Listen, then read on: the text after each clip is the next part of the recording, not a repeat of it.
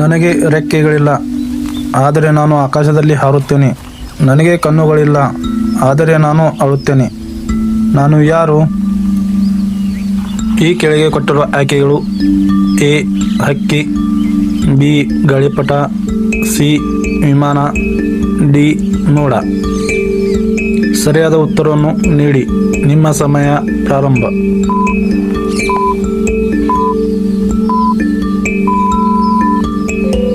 ಸರಿಯಾದ ಉತ್ತರ ಬಿ ಗಾಳಿಪಟ. ಮುಂದಿನ ಪ್ರಶ್ನೆ: ಭಾರತದ ರಾಜಧಾನಿ ಯಾವುದು? ಕೆಳಗೆ ನೀಡಿರುವ ಆಯ್ಕೆಗಳು: A New Delhi, B Mumbai, C Bengaluru, D Kolkata. ಈ 4 ಪರ್ಯಾಯಗಳಲ್ಲಿ ಸರಿಯಾದ ಉತ್ತರವನ್ನು ಕಮೆಂಟ್ ಮಾಡಿ. ಧನ್ಯವಾದಗಳು.